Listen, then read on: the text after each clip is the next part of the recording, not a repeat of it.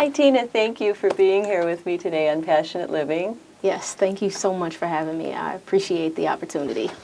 It's so great to run in to this beautiful young powerhouse like yourself that is capable of so many things. You're like a creative force of nature. Thank you. Thank you. With your music, your videography, your photography. Tell me a little bit, how did you get on the path? You know what? I give credit to the programs that I was a part of when I was in my teens. Very tough age, going through a lot of, trying to discover who I was and what I wanted to do, trying to make sense of everything.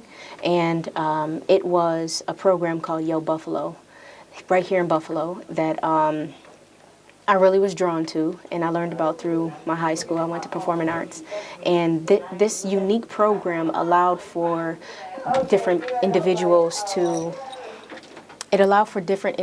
young people to come together and to learn about various things, So job readiness, we learned about arts and education. We learned about how to, save money. We got connected to a lot of different other cultural institutions in Buffalo. But then I got connected to SEPA Gallery, and that is where I learned about photography. And then right in the JFK, we had a program called the Matrix program, or the Matrix program, and then Apollo. And I learned about video productions, and that ignited like this passion for capturing stories and to, put it together, piece it together. And then I don't know, I just felt like I had a purpose. Right. So me, my brother, and my sister were placed in foster care because my mother had an issue with, she had substance abuse issues, and we were placed in foster care.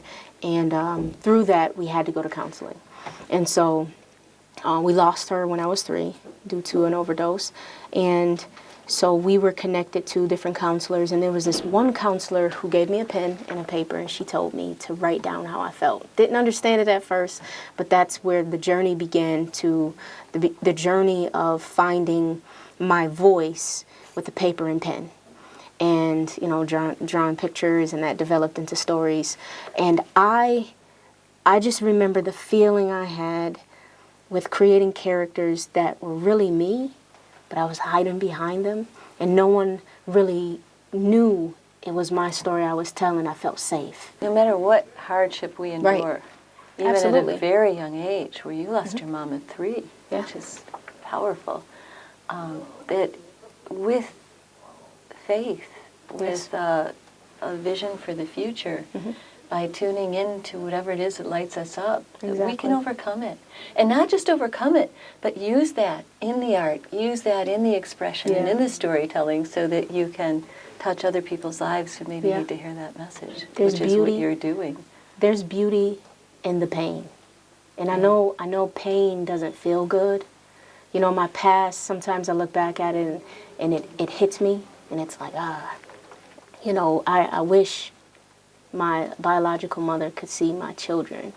I wish I had a relationship with her. But I lost a mother, and I gained another. My adoptive mother, who's going to be 90 next year.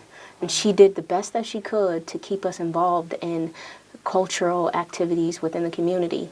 She still runs a church pantry today. And so I learned that grit and that hustle from her, and she really instilled a lot in me. Is where I found my faith, and I learned about God, and that's what grounds me, But through all of the pain and all of those things, there's beauty in it. And so one of the things that I try to encourage other people, especially young people, is that, you're faced with, some hardships, and a lot of young people, they don't have a choice. I didn't have a choice. I was just here. I was here because of 2 individuals who were in love, and they tried the best they could. They tried to figure it out, they're human beings. And so through that, here I am, left with, just not understanding where to go, but there was community that was involved in helping me. There was my adoptive mother. There was the Yo Buffalo program. There was SEPA Gallery. There was Squeaky Will, and then so all of those things taught me there's beauty in it. There's pain. There's passion, there's truth. Just have to pray, push, persevere, go all in with what I have, and then give back. That's Beautiful. You know. Yeah, because oftentimes, as humans, unfortunately, we resist growth. Yeah. And the pain pushes us out of that comfort zone so that we have to grow, even when it's difficult. Yeah. Even when it's challenging. And sometimes it's setting us up to do amazing things like Exactly. you are in the world and touching people's hearts. I know in my youth I had a very difficult childhood, but that set me up to have such levels of compassion in my heart for young people and mentoring and the whole other pathway that I might never have gotten on without the challenges early on. And I think if people can remember that the challenges are put there for a reason to help to define whoever you are and the path you're going to take, it will help, you know, to get through it. I think it takes individuals like us, you know, to try to explain that, because it's, in my youth, I didn't see now. I didn't see me sitting here with you. I didn't see me running a company. I didn't see me working with thousands of young people. I didn't see that as a young person looking in the mirror, feeling bad about myself. I didn't see this. And that's what I try to tell young people all the time. Don't judge your future based upon right now in your present circumstance. If you can find your grit, if you can find that thing to hold on to and to help you push and persevere through that thing, do it. Because you never know how that can allow you to be used for humanity. Now, here I am, a brown-skinned girl from the east side of Buffalo, a side in which people deemed as a space in which you cannot grow. I was told that I would be a failure to thrive. I was told that. I was labeled as a failure to thrive because what? My mother was doing drugs while I was in her womb. Why? Because my mother made decisions. Why? Because the statistics were against me. Me, my brother, and my sister were diagnosed as emotionally handicapped. There was a woman who told my adoptive mother that they're problem children. Are you sure? But it takes individuals like my adoptive mother, my mom. It takes people who may have gone through circumstances in their lives to say, yes, I can. I'm confident that I can. And it's that confidence that my mom, Latifa Fareed, it's that confidence that she had that allowed me to grow and allowed me to be where I am today. And I think that we as human beings must find our stories. Find them, grasp them. Don't be afraid. Yes. Don't be afraid of the pain that may come with telling your story. And yeah, don't be afraid to tell the story. You cannot be. In you telling your story, okay, my tears are coming out.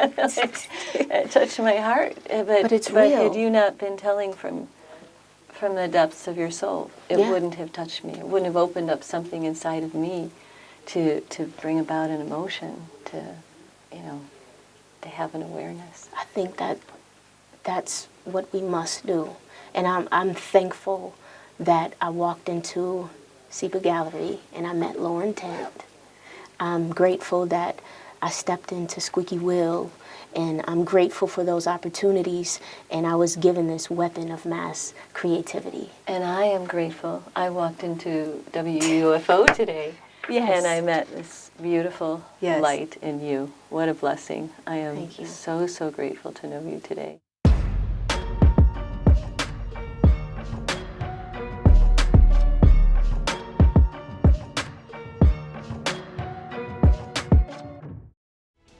Thank you for joining us today on this magical ride into passionate living. Join us each week on Tuesday and Thursday evenings at 8 and Sunday mornings at 11. Plus, you can view segments of our show on YouTube at passionateliving.tv or on our website at passionateliving.com. Our goal in producing the show is to inspire you to live your dreams, as your journey will end up affecting the world around you in a powerful way. We hope you'll join us each week as we journey into the realms of passionate living. Until our next adventure, remember to take at least one baby step to bring you a little closer to living your dreams.